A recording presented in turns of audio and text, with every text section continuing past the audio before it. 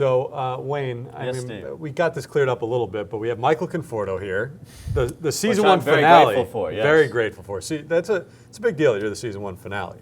Okay? I mean, it seems like a great honor. Yeah, but this is the thing. Guys He said, came through it here. seems like a great honor. Yesterday, when I asked him to be on this, I said, that podcast Wayne and I do, thinking this was a big hot topic in the You thought this was being discussed. Yeah, and he was like, no, I don't. But now you say that you are aware of it. You just didn't you caught me realize off guard a little bit. I thought it was something different than it was. I saw Nimmo doing it. They air it while we're in rain delay, so I thought it was something different. But this is big news. I should have told you that the guys are always talking about it in the clubhouse. Well, we thought after we did one with Todd Frazier where he told us he used to be a carnival barker that this would now, which you can see. Yeah, you can totally see that, right? He's a Renaissance man. Frazier is, so, yeah. Mike, what we like to do with all of our guests is really start at the beginning. And you were different than a lot of people in that you had two parents who were extreme athletes. Your dad, a linebacker at Penn State. Your mom, a three-time Olympic medalist, right? Yeah. Two Olympics. She has three medals, two gold and a silver. So growing up as a kid, right off the bat, was this always just a goal to be a professional athlete in one sport or another? Yeah, I mean, without a doubt. I mean, I wanted to be what my parents were. I definitely wanted to be an athlete. Sports was very, very big in our house. If they weren't on TV, if I wasn't at practice, it was all about sports. So it played a big part in my upbringing. I remember always wanting to be, throwing the football around or dragging my dad out to play wiffle ball with me, throw batting practice. And the same goes for my sister. My sister was a big soccer player. She played in college, and I think my parents they learned a lot from sports. Obviously, my dad went on to start a business life after his college football career. But he always told me that the values of hard work. The things that being in competitive sports teach you, they translate to life. And so if I, for whatever reason, didn't become a professional athlete, at the very least, it would help me get to college, help me get a good education, and it would keep me focused on, focused and driven on something productive. Not running around doing whatever teenagers do. Causing the trouble, I'm sure you were caused, Mike. Raising hell, You seem like that guy. Yeah, that's me.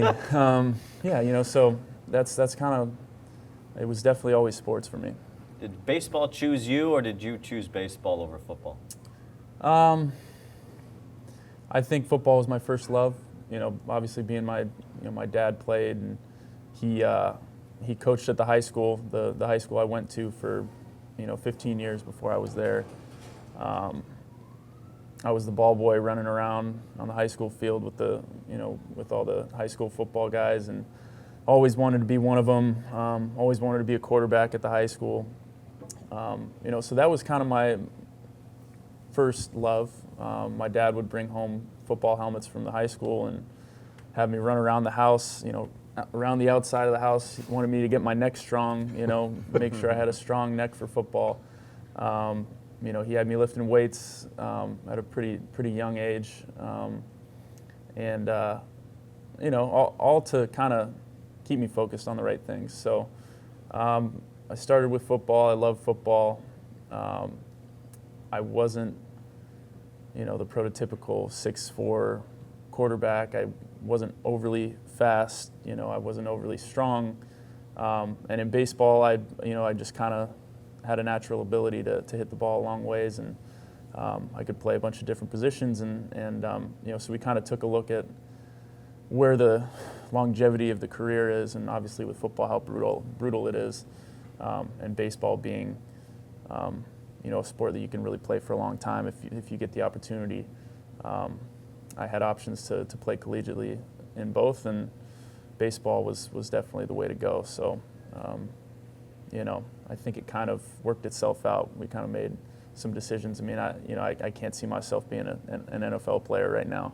I don't know where I would fit in that league, so I think we made the right decision. Did seeing your dad, the physical toll that it had taken on his body, did that make an impression on you? Because it's one thing to talk about it, but I know your dad, what do you have, 4 knee replacement surgeries or knee reconstruction surgeries, right? So did that take was that kind of on a different level when you had to see what your father went through on a daily basis? Yeah, definitely. To see him, he actually just recently got both his knees replaced, but he tore, he blew both knees out playing football in college. ACL, PCL, MCL, and his knees were like, the old surgeries that they would do. Obviously not up to speed with what they do now, so his knees were kind of, crooked, and it was tough for him to, at some points to go out there and play sports with me, and it was just killing his knees. So he obviously pushed me towards baseball. He's got a great love for football, but even he says he can see that that sport, especially in the youth, is probably going to go towards some flag type. They're going to move away from a lot of the contact, and you can see it in the league now. But definitely seeing what he went through and his guidance as well, pushing me towards a sport where you can still get hurt, you can still get hit in the head by a 95-mile-an-hour fastball, but you're not running full speed at guys. So it's just, I think it was the smarter decision for sure. How exposed were you to your parents' athletic successes? I mean, all this happened kind of before you were born. Your dad's football career, your mom as a synchronized swimmer and competing in the Olympics. Did you watch old videos of them? Did they show you pictures or highlights of their sporting achievements? I have memories of my mom showing me her medals. Her telling me that we, as a family, she has relatives who played at a high level. Obviously, her always telling me that my dad was,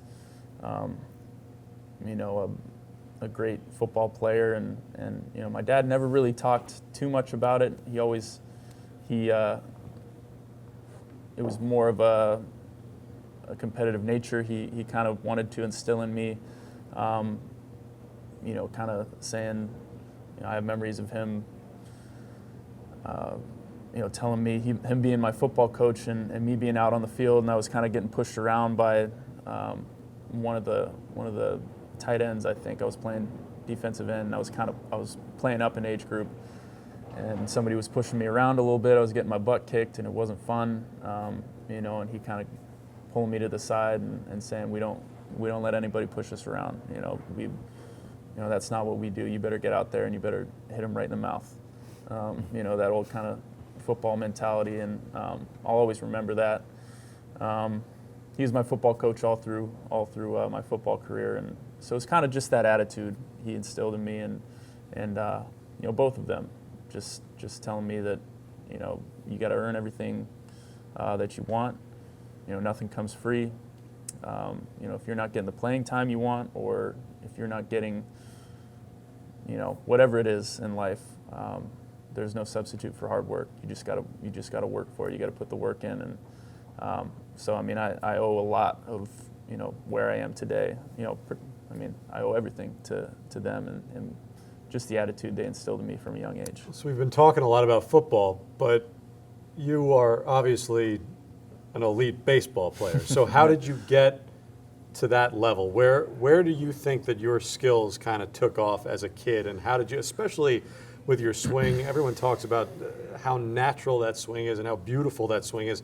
How did you develop all of that as a kid and through high school? I had some great coaches along the way. I remember one of my first hitting coaches, oh man, I can't remember his first name, but his last name was Bradshaw. Him showing me... Just say Coach Bradshaw. Coach Bradshaw. Coach Bradshaw. I'm sorry, Coach. He kind of showed me, gave me a visual when I must have been like 7 years old, and I think he used Ichiro as an example. And he was, showing me, well, the ball comes in this way. The ball comes in at a straight line, maybe a little bit down. You don't want to chop down through the ball. If you're chopping down through it, there's only one point of contact. You don't want to swing up on it. There's only one point of contact. So he's saying you want to stay on the path of the ball as long as you can. And that just translated to, a very level swing for me. And he always taught me to stay on it as long as I can, kind of follow the path of the ball with my bat. And I guess that's probably where the, staying in the middle of the field, having power to the opposite field probably started back when I was very, very young. So I always amazing remember that it always goes back. You still remember a key from when you were 7 years old. I remember the cage we were in. So just it was called Big League Connection, I think. And we were in the far left cage. There's a bullpen behind the cage, and I remember him standing right in front of me, telling, kind of doing this little example for me. And then, that must have been when I was, I don't know, maybe 8 years old at that point. But from there, I kind of split my time from baseball and football. I was a little bit raw as a baseball player until I went to Oregon State and really learned the game. You spend so much time just learning the game, hours of practice, practicing bunt situations, where to go back up. You always have a job to do when you're in the outfield. You have somewhere to be on every play. Doing all those things and also working on my craft as far as having an approach at the plate. Obviously I came in with great power, but I didn't really have an idea of what to do, what pitchers were going to be trying to do to me. So I think the swing came from very, very young age, and my career as a baseball player took off when I kind of focused my energy on baseball in college. And obviously they have a great program there at Oregon State, and Pat Casey was very big in my development as a baseball player. How were you able to transition into an outfielder? When you got to Oregon State, you were still an infielder. Mm-hmm. You were used to playing shortstop. So how did they all come about where they wanted you to become an outfielder, and how did you take to that transition? You know what? I came in thinking I was going to be a third baseman for my career. I played short and third in high school, a little bit outfield, but I think at young ages, probably every position player in there, even Jake was a shortstop at one time. So I came into college and we had a good team. We had a very good team. We had some seniors and juniors that were very, very good infielders. And I just, I was kind of in over my head at that point. I was trying to, keep up with the speed that they had, their ability to use their hands in the infield. And I was a little bit in over my head at that point. I felt like, wow, these guys are really good. I gotta step my game up, and so it kind of shook out where I was hitting really well in winter, and they needed a place to put me in the lineup, and I definitely wasn't going to play third. I wasn't playing well enough there, so I had an opportunity in left field. I was kind of battling with another corner outfielder, an older guy, and he ended up starting the season over me. And then I sat the first 3 games of my freshman year, and I came up in my first at bat on that 4th game, and I hit a home run. And then, excuse me. So after that, it was kind of, I just kind of hit my stride, and to adjust to the outfield play. I just wanted to be an athlete out there, and I also just wanted to be in the lineup. So, I had no problems where I was playing. I just wanted to play out there in the outfield and make sure I got my at bats. So, and that's kind of the philosophy at Oregon State. You do whatever you can to help the team. There's no selfishness. You don't get mad that you're getting moved from third to left. You don't get mad if you're getting moved from center to right. You do what you can to help the team, and so I think there was never an issue from moving from the infield to the outfield, and obviously it gave me some great opportunities. So. You know, it also kind of labeled you for a while, and I don't know if it was because of that early, the early years of college where you're still learning this new position, but I mean, we heard it all the time. This guy's bat is elite, but he's going to struggle in the outfield. And then you came up, when we saw you for the first time in the majors, above average outfielder. So was that label something that you were well aware of, and did that motivate you to get to be the type of outfielder you are today? Yeah, I mean, I always heard it. I think it probably did come from my early years in college, just moving out there.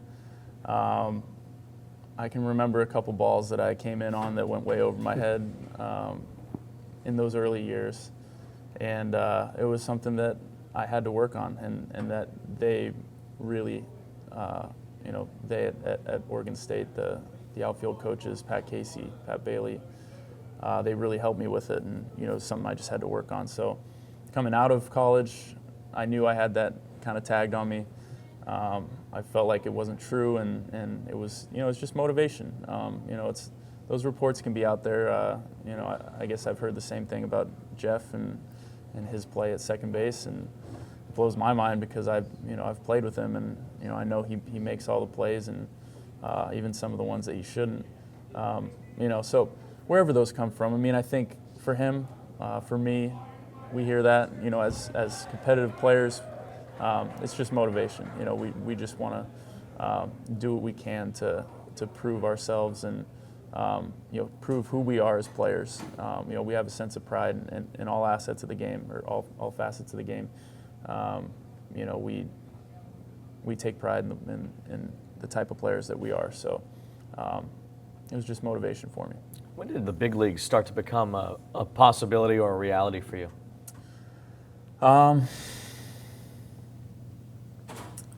It was just a lifelong goal. I don't know if there was a moment where I realized, this can really happen. Maybe it was when I went to college and I had a great freshman year. Kind of understanding that if I continue to play at this level, I'll be drafted pretty highly. When you get drafted pretty highly, your chances really, really go up. And so, after being drafted, I just knew I had to keep it up. I just had to keep working the way I had been. Stick to the things that I've been taught, to the work ethic that to my work ethic that I've been using, and so I guess it was just a knowing that if I kept doing the things I was doing, I'd make it there at some point. 10th overall pick in 2014. Did you think there was any chance you'd be playing in the World Series in 2015? That's a better question. Yeah, I don't know if I don't know if I knew I was gonna make the jump as quickly as I did.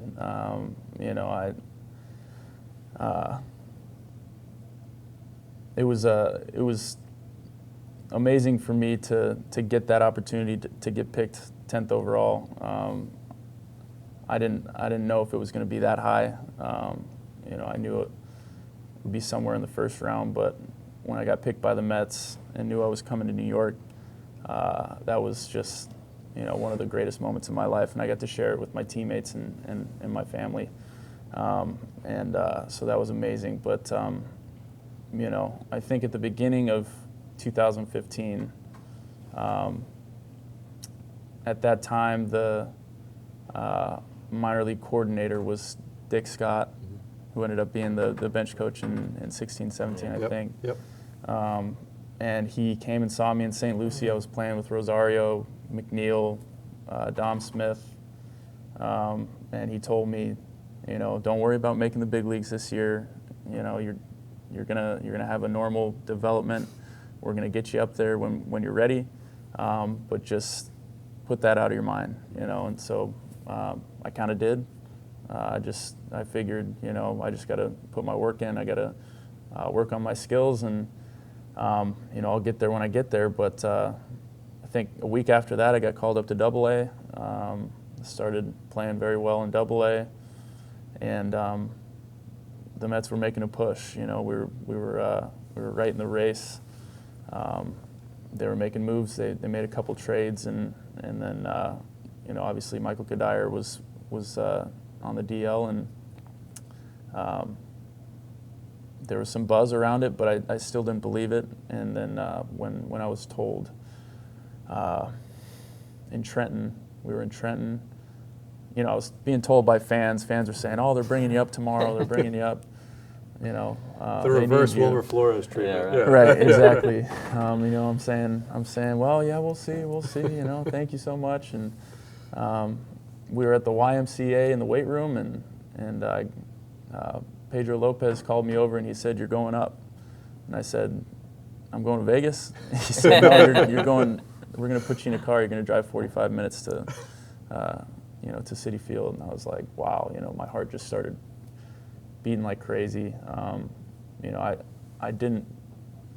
I had heard all the hype, and I had heard all the calling for me to come up, but I just didn't wholeheartedly believe that it was going to happen. And when it did, it was incredible. So that was a pretty crazy experience. The reason for some of that hype was because the team was not hitting. The offense was really struggling. They were making that playoff push, and they couldn't get the runs they needed to support the pitching staff. Did you feel any pressure that you had to come up and really succeed right away? And on top of that, after they got Cespedes, did that pressure kind of relieve in any way? You know what? The first thing, I dropped my bags off when I came here. I put my clothes on. And the first thing that happened was I went into Terry Collins' office. Sandy was in there too, and the first thing they said is, "You're not the savior of this team. You're coming up here because we need a bat, because Conforto needs a few weeks to get healthy. But don't feel like you have to save this offense. You are part of our future. You're going to be a great player, but you're not going to save this season for us. We wouldn't want you to have that pressure put on you." So right from the start, they kind of took that off my shoulders, and that was very obviously a great move, but on their part. You believe them. I mean, you could have taken that and been like, well, maybe they're saying this because I actually am. Right. It means a lot. Obviously I had some of those feelings. You come up and you're like, well, I'm just going to take this league by storm. I want to kill it as soon as I get here. And obviously I felt that way, but it means a lot for your manager to tell you, hey, don't put that pressure on yourself. Don't put the weight of the New York Mets on your shoulders. It's a team sport, and we're going to have to do this together. So, obviously I got to thank Terry and Sandy for kind of helping me with that transition. It was definitely a needed conversation. So, that's how it all began, and here we are now. It's so interesting how you put it, and you say, hey, I had those thoughts. I'm going to come up, I'm going to take this league by storm, and it's so exciting and this and that. I get that it is thrilling to get that call. Mm-hmm. But is it not also overwhelming? Like, I can't, maybe it's just because Wayne and I, despite our physiques, have never been elite athletes like this. But I can't envision getting drafted in 2014, playing, half a year in 2015 in the minor leagues, not touching AAA, and all of a sudden being thrust into the big leagues and not feeling overwhelmed or any sort of nervousness about, can I really do this now? Well, yeah, I think, I won't lie, I was definitely nervous. I think everybody who comes up is definitely nervous. But I guess there's two ways of looking at it. You can look at it as, I didn't have enough time to prepare, or I spent half a season in the minor leagues, and I'm coming up here early, and the expectations are not as significant as they are if I had prepared all this time and was given all this time to be ready. I think when you're just kind of thrown into it,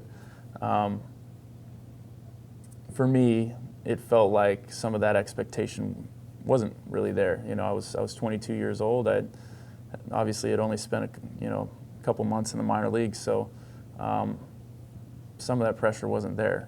I felt like hey, if I struggle, I'll go back to AAA or I'll go back to AA. It won't be long before I come back. So I think you can look at it two different ways, and I definitely looked at it as, hey, I'm here. I might as well do what I can do, and don't put too much pressure on yourself. You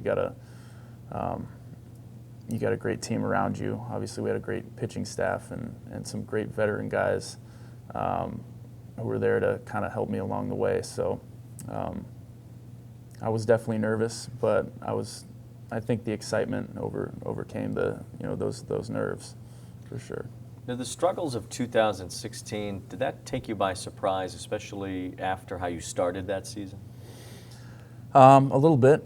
You know what? I think it was a very tough time for me to go through those struggles, especially, not having struggled at all in the minor leagues. In 15, I had some periods of struggle, but I was always able to pull myself out of it. And like you said, I started 2016 pretty hot, and then you kind of come back down to earth a little bit. And something I always remember, I've heard it from a lot of guys, but Jay Bruce always says there's two kinds of players in this game: those that have been humbled and those who are about to be humbled. And so I always kind of remember that, just to keep myself on that even keel. Not to say that I felt like I had it all figured out at that point, but I think there are times when you become comfortable and you feel like you're doing all the right things, but this league adjusts to you so quickly, and it's only a matter of time before they start to figure out what you're doing up there, and you have to adapt as well. So for me, I think I was falling into the chasing out of the zone quite a bit. Obviously, I had some struggles with left-handers, so I think all that stuff wrapped into just trying to keep my head above water that sophomore season. It caused a little bit of a problem for me at the plate. So going down to the minor leagues, I think was fantastic for me. I think it was the right thing for me at that point, in order to prove that I've done everything I could do in the minor leagues, and then coming back up, just trying to make sure I was doing all the same things that I was doing down there. So I think that was a big. I learned a lot of lessons that year in 2016. I think that experience really helped me in this year, going through some struggles as well. So the shoulder injury, I know you've never used it as an excuse this year, but how difficult was that to overcome and to get back on track this first half of the season, and then what you've done in the second half now? Do you even feel like maybe you didn't realize how much it was affecting you, or how much harder it was to come back from in that first half, given what you've become again in the second half? Yeah, I think that's possible. I think it's, when the injury happened, I didn't even want to have surgery. I felt like as soon as they popped it back into place, I could go back out there and finish the rest of the game. It really didn't. When it came out, it was extremely painful, but once they got it back in there, I was moving it around, and I was saying, well, hey, it's a little bit sore in the back here, but it feels good. And I even thought to myself, maybe there's nothing they need to go in and fix. You kind of trick yourself into thinking those things. Especially given the year you'd been having. Yeah, I wanted to finish that year so badly. So moving on to the surgery and the rehab, I think you kind of start telling yourself the same thing. You can come back 2 months quicker than they say you can. If you just crush your rehab and you do all the right things, you do everything possible to get yourself back. You can beat that timetable that they put out there for you. And I think in some ways that really helped me. Because I did end up coming back quicker than I was supposed to, but I don't think I really took into account all the preparation I had done going into 2017. You know, the weightlifting, the time in the cage. You know, I tried to kind of wrap that all into a matter of a couple of months, and you know, that was on me. That was my decision. So I definitely can't use the shoulder as an excuse. You know, I wanted to be out there with my teammates as quickly as possible, and I don't have any regrets about the way you know, things happened. I think in order for me to get to where I am now, I needed to go through that period of struggle I had to go through. You know, kind of searching to find my way back to where I was the year before. So, you know, I don't look back having regrets on it. I'm just happy that we've gone through that period of struggle and kind of found my way back. Who do you feel you are as a player when you look at All-Star last year, having maybe the best second half in all of baseball this year? Do you feel like that those two things can kind of come together, and at some point you'll have this MVP caliber type season? Do you feel like that's in you? I feel like that's the kind of player that I want to be. You know, I'm excited to be able to have a healthy off season this year.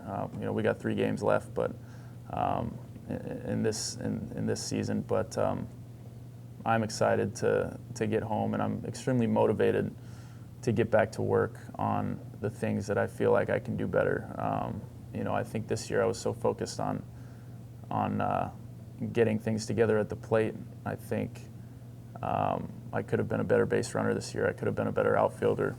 I think I took some energy away from those things this year.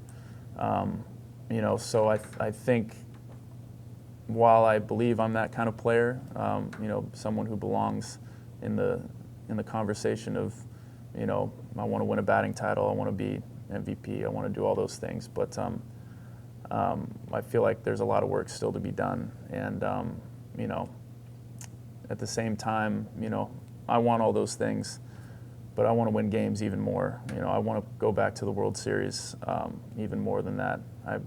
I truly believe that we have everything we need to be a very competitive team, you know, to come out on top of this division next year. You know, I'm just excited to be able to get back to work and start focusing on getting this team to where we need it to be. And the rest of that stuff will take care of itself if we do all the right things and we're winning games and we're putting runs on the board. All right, Michael. Well, we end every podcast with a question. We want people to tell us a Jay Horowitz story, okay? So you can think about that for a second, okay? Because I'm actually going to add one other question to the finale of our podcast Okay. here. Obviously, there's been a lot of talk about David Wright this final week of the season. What type of an impact has he had on your career, even in the short time that you've played with him? Well, I mean, I guess I'll start with the beginning. You know, the first encounter or the first interaction with the Mets that I had was with David. You know, I don't know if it was 20 minutes or 30 minutes after my name was called on TV. I got a text from him saying, you know, congratulations, welcome to the Mets family. We're very excited to have you, you know, as a part of this organization. We look forward to meeting you, you know, when you come out to New York. So, you know, from the very beginning, you know, and when I heard the New York Mets drafted me, I mean, immediately I thought of David Wright. Like, I get to go play with David Wright, you know, be a part of that team. And that's just the name you think of when you think of the New York Mets, at least in my as I was coming up as a kid. You know, so throughout the minor leagues, throughout my major league career, there's been some brief interaction. Obviously, I got to play with him for a couple months, and now being in the big leagues, being able to see the way he's worked through his rehab, the way he is a leader in the clubhouse, in the dugout, on the field. It's been an awesome experience for me to just be able to soak that in and see the way that he does things, the way that he works in the weight room, the way he prepares for games. I don't think there's nothing that can compare to having that honor to be able to watch that and to be able to grow a relationship with him, being able to hang out with him all the time. It's been awesome. So he's kind of the template for a leader that you would put out there, and it's been a pleasure for me to be able to see that, and I hope we give him this, the day that he deserves tomorrow. We're all very excited about it. And All Jay? right, Jay Horowitz. Jay Horowitz, you got anything? Let it rip. Jay, I feel like there's something every day. I don't know. He, other than the food stains on his shirt, I'll go back to the beginning with Jay too. I think that the second interaction I had with the Mets was getting a call from Jay Horowitz, trying to set up a conference call with the beat writers and I guess some of the media with the team. And I remember answering the phone and just hearing, the way Jay talks. It's even in person, it's tough to understand him sometimes, and I just couldn't really pull out what he was saying. I heard, we got the beat writers, and we'd like to have an interview with you, and if we could just have 15 minutes of your time, and obviously I was like, yeah, absolutely, let's get it set up, and so I was like, okay, he obviously he introduced himself as the I don't know what his position is currently, the media coordinator or whatever, but when I came out to sign, I finally got to meet him, and it was just it was funny. It was just funny to put a face to the voice I heard on the phone, and but I mean, Jay has just been, he really is, he's the man. I mean, he's been so great for me personally. He's always been respectful in the things that he asked me to do. He always tells me, he kind of taught me the way to go about it, and David had a lot to do with that as well, but, he said, just be respectful. If there's anything you don't want to answer, be respectfully decline. Keep things simple. Keep them about the team, and I think he really was a huge help in me as a young player, being 22 years old and having to deal with, the New York media, which can be daunting at times. Through all the tough interviews that I've had to do, Jay's been right there with me, and so we all love him. Jay really is the man. So we'll miss him in the club. I mean, I hope we'll see him in the clubhouse a lot, but we'll miss him in the position that he's been in, and we're excited for him. Well, just think 15 years from now, you'll have to deal with him as the alumni relations coordinator. Yeah. Well, hopefully this forward wasn't to it. one of those tough interviews. But Yeah, Michael, we this is appreciate you nothing. spending so much time. Thanks a lot. Great season one finale. Yeah. My pleasure. Absolutely. Thanks so much. Thanks, guys.